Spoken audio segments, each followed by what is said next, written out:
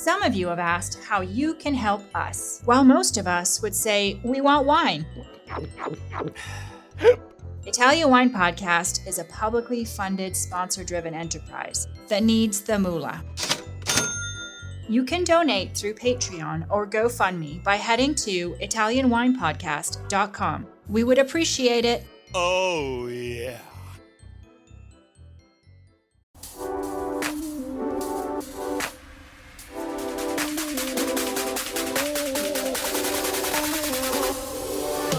Welcome to another episode of On the Road Edition, hosted by Stevie Kim. Each week, she travels to incredible wine destinations, interviewing some of the Italian wine scene's most interesting personalities, talking about wines, the foods, as well as the incredible travel destinations.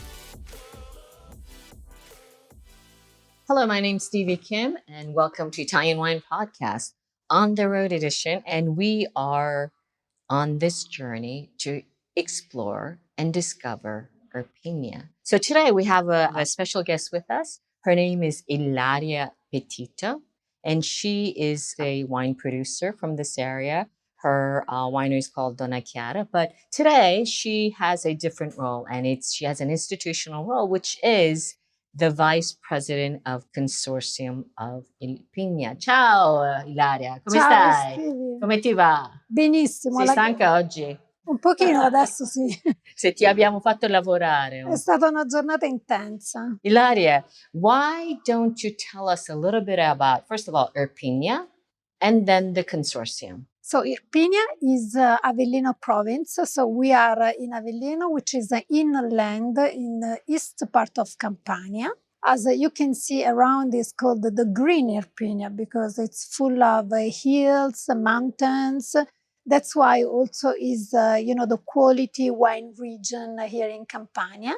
So we have a beautiful forest and we can grow great grapes such as Fiano di Avellino, Greco di Tufo, and of course Aglianico, so Taurasi. So the Consorzio Tutela Vini di Irpinia was established in 2003. So also when we got the two DOCG, the Fiano di Avellino and the Greco di Tufo in 2003, and the Taurasi DOCG was older because it was in 1993. That's why the Taurasi is known as the biggest red of southern Italy. Can you, Ilaria, tell us a little bit, try to contextualize a little bit, how big is Irpinia? And also, how many wine producers are there here? Irpinia, it's quite a big province. Mm-hmm. So there are, I think, about 300 wineries only in Avellino province. So even if, of course, the size of the winery, beside like 4 or 5 big winery, then the rest is small producers. But anyways, we have these 3 different areas. So there are also producers that are specialized just in one of the 3 wines. So we have many producers in the area of Fiano that just produce Fiano di Avellino. Then the area of Greco di Tufo is the smallest because it's just 8 village. And then we have the Taurasi, which is a 17 village. Just 2 towns come across the 2 of the 3 DOCG, which are Lapio, very famous for the production of Fiano di Avellino, but also for Taurasi, and the Montefalcione, same, come across of Fiano di Avellino and Taurasi denomination. So before coming here today, we had lunch hosted by a wine producer in Taurasi, and we were so astonished by the beauty of Taurasi, surrounding areas, and all the vineyards, etc. So in terms of also the altitude, it varies quite a bit. Do you want to give us a little bit of an idea as to the climatic conditions, the microclimate in this area?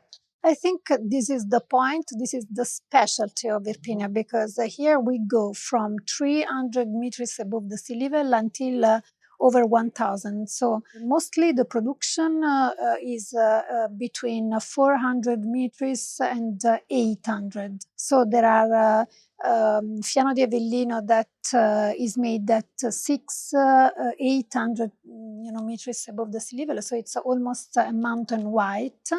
And also for Taurasi, the Aglianico, because Taurasi is the denomination, but the Aglianico can be made at 300 meters, which is an Aglianico that, of course, become, the ripeness, the maturation is slowly, but it's ready in November. And sometimes the Aglianico is made in very high zone, for instance, Montemarano, where, it's very difficult to wait until the right maturation of the Aglianico because the area is very cold. Upstairs, right now, we are tasting, I believe, 9 wines, but it's a blind tasting, right? As a consortium, why did you choose to do a blind tasting? Because for us, it is important anyways to communicate the denomination. We have over 500 associated in the consortium. So, you have 500 wine producers? No, it's not just winery, because it's also just, grapes brewer, and Right. winery, and just bottling company. But anyways, for us, it's important, and just to communicate our denomination. And we have to choose just, 9 wines. It's impossible to make everybody happy. So it's better to do a blind tasting. So nobody know who is the producer. But anyways, we want to give an overview of the 3 denominations. So, there's always this discussion between to promote the territory or the brand. Most of the consortium work is, of course, done trying to promote the territory. What are the objectives of the consortium of Irpinia? What are your plans in the near future? Of course, the territory comes first, because we discover that we are a secret place. Nobody knows. Exactly. So we want to exist. We want to tell to consumers and people where is Irpinia? What is Irpinia? Because now you are here, I think you had an idea, and this is a beautiful, wild, authentic place. So I'm sure that if people start to understand, they can, of course, come and taste the wines and love this place. And so for us, the territory comes first as, our purpose for the consortium. And then, of course, this can help all the, producers.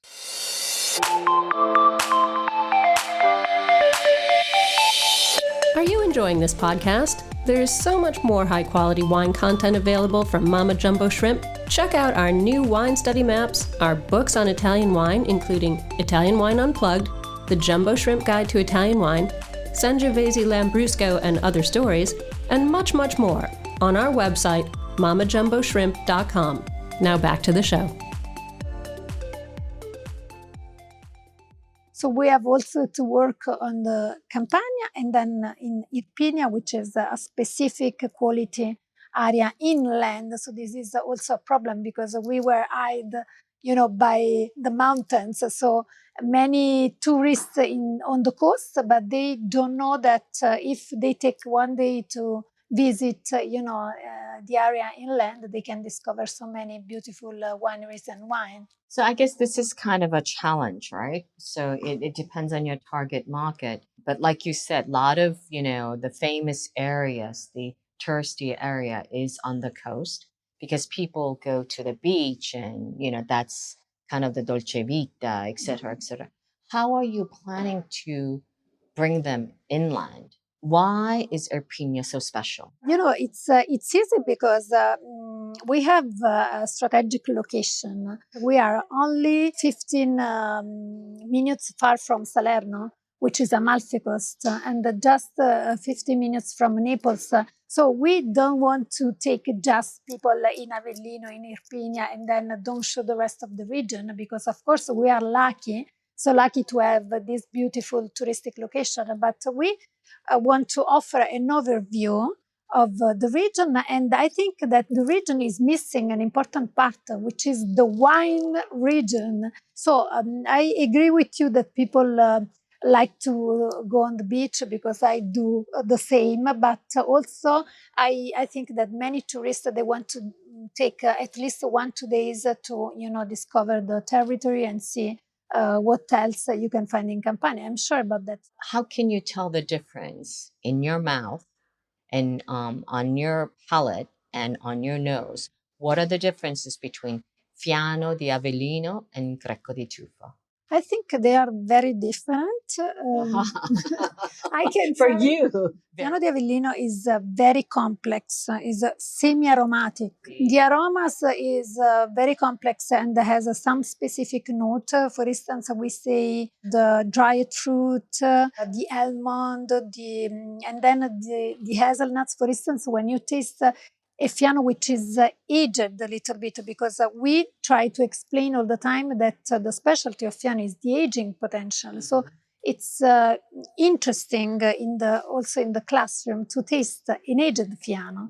And so you had all the time the idea that this is an oaked white, but is made just in stainless steel, but has so much complexity. All the dried fruit that we have in Irpinia, because Irpinia is full of forest. Greco di Tufo, the characteristic is the minerality, because Tufo comes from the area of sulfus mines.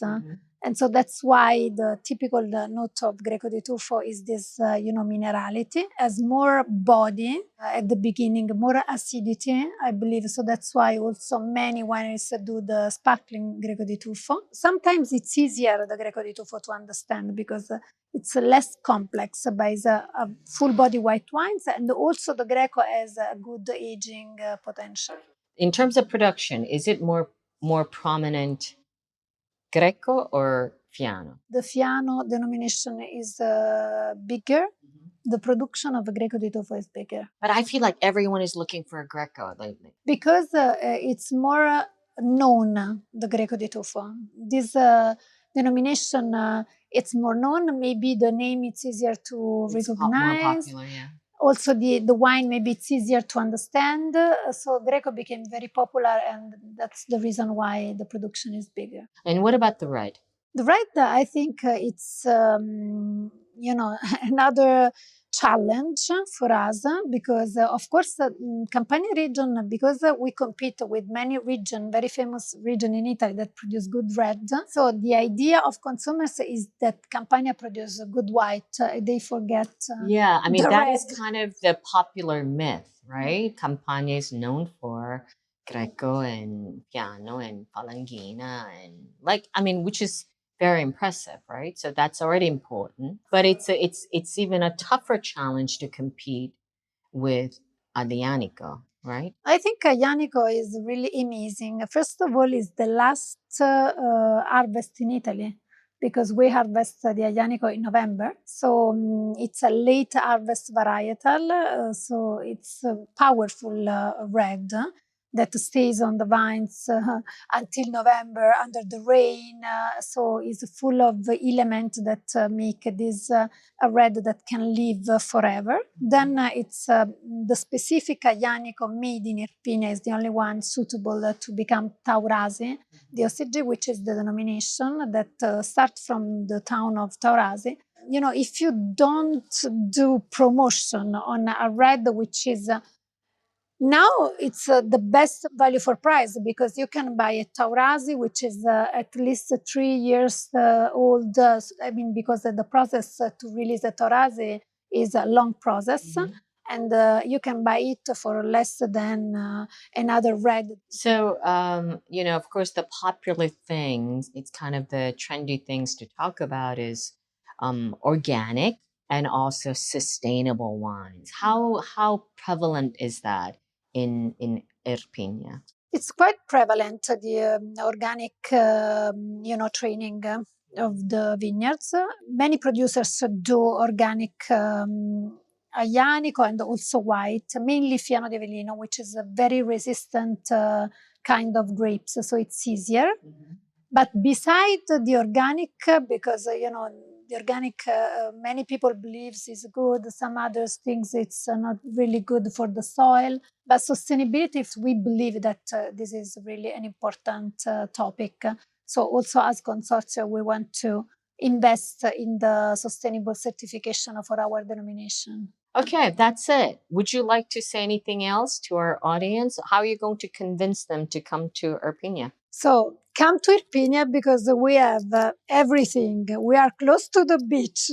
We have an authentic, wild, green place. We are happy, and drink our wines make people happy. Okay, that's it. I guess it's time to go. There's an alarm. I don't know where it's coming from. Ching ching. So thank you very much, Ilaria. And you'll be seeing this on Mama Jumbo Shrimp, our sister channel. So don't forget to subscribe below and follow us. That's Chin Chin with Italian Wine People. Ciao ragazzi.